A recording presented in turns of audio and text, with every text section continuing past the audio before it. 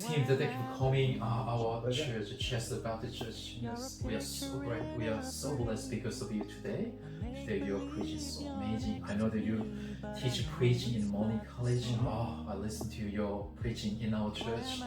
I'm so blessed today. I'm so happy. It's a pleasure to come. Yeah, I got good feedback from church family. Thank you. They enjoy your service today. So, can I ask especially one thing today? You preach on attractively different today. So could you tell us about my summary or whatever you want to say? Sure. Yeah, well, the sermon today was based on a book I've recently written about that topic, where in Australia it's become clear that over the past, probably my lifetime, we've again become aware of our minority status as Christians in Australia. Christians have always been a minority, but it was easy for us to forget that fact when the majority culture mostly agreed with us on basic things. We were just seen as maybe a little bit old-fashioned and quaint and that sort of thing. But of late, as you know, it's become more and more the fact that we are seen as dangerous, as regressive, as subversive, that sort of thing. We need to embrace our minority status. And one of the interesting things is that we often forget that the earliest church was a minority. Yes. This isn't a new thing. This hasn't caught God by surprise. The whole New Testament is addressed to minority group, Jesus following minority group. And so I looked at 1 Peter and how that kind of addresses Christians as exiles, as foreigners, as people who don't belong in their society anymore.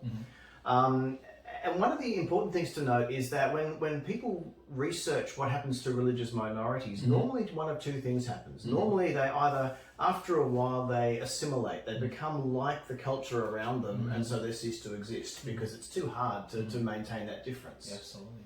Well, the other thing they do is they go to the other end of the extreme and they withdraw and they kind of put up big boundaries between us and them, and they survive, but it makes it very hard to win converts and to be salt and light to the world. Yeah, that's right. So what the New Testament, I believe, is suggesting to us, and certainly 1 Peter is encouraging us to be, is to be attractively different, where we're not trying to sort of be so different and disconnected with the world that they kind of no longer come in contact with us or whatever, but we're not so much like the world that we end up losing our distinctiveness. And so there are a number of ways in which we can be attractively different. I should point out first, however, that the church has frequently been unattractively different in ways that they haven't needed to, whether it be being old-fashioned about things, being unnecessarily different culturally, or I think more dangerously being jerks when we're sort of, Peter calls us to do so with gentleness and respect, and quite often we've forgotten that part of the verse, and instead acted in an unloving way. So that's the unattractive difference that we don't want. What we do want is, firstly, be attractively better. So where our culture holds up certain ideals, we have the Spirit of God in us, enabling us to do that to the best of our cultural ideals, whether it happens to be how we act in our workplace, in our relationships with one another, all that sort of thing. We can actually use our understanding of how Jesus has transformed us and is ongoing transforming us to make us great examples of what our culture is looking for.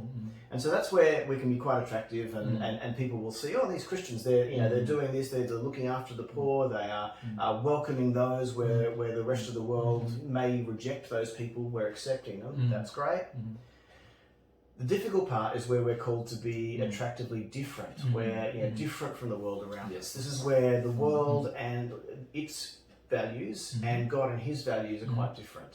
And we've got to resist the temptation to just soft pedaling that, trying to kind of remain friends with the world in that way in places where God's word clearly tells us not to.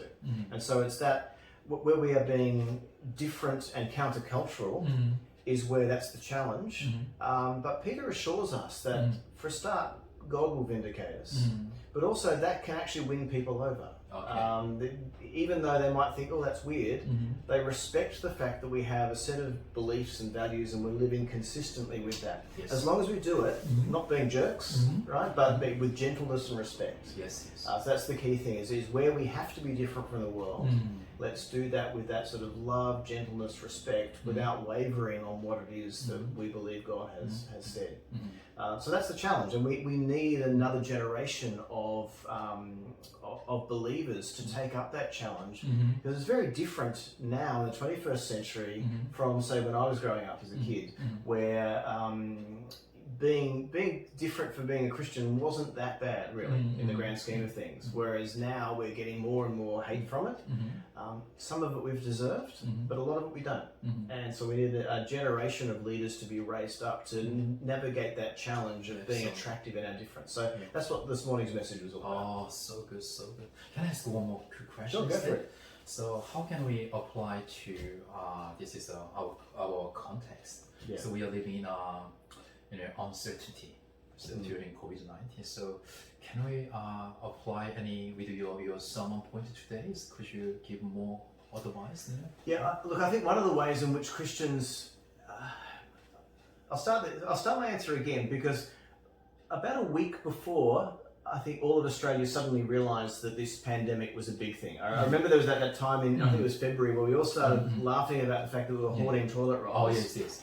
But we didn't quite know what was going to be happening for the rest of the year, and didn't realise how bad it was going to get. At that point, I remembered praying in my church, and I thought some people in my church thought I was weird, that rather than God save us from this pandemic, although I was praying that, I was praying, whatever happens, can we as Christians be good examples of what it means to not be selfish? So to not be the ones who are hoarding the toilet rolls, but giving them out. But more than that, throughout the pandemic, can we show ourselves to be places that aren't worried about ourselves and locking down ourselves and keeping out anything bad that can happen to us, but be known for people who are going to even put themselves at risk in order to be able to serve others, which is what happened in pandemics in the first millennium. Christians were the ones who were known as being the people who would go in and tend to people who no one else would, and that was one of the great ways in which Christianity grew in the first millennium, was by being prepared to be different in that attractive way. So I think with COVID, it's given us an opportunity. Maybe, I think in some places we've stepped up to the mark. Other places we might have been able to be a little bit better at that.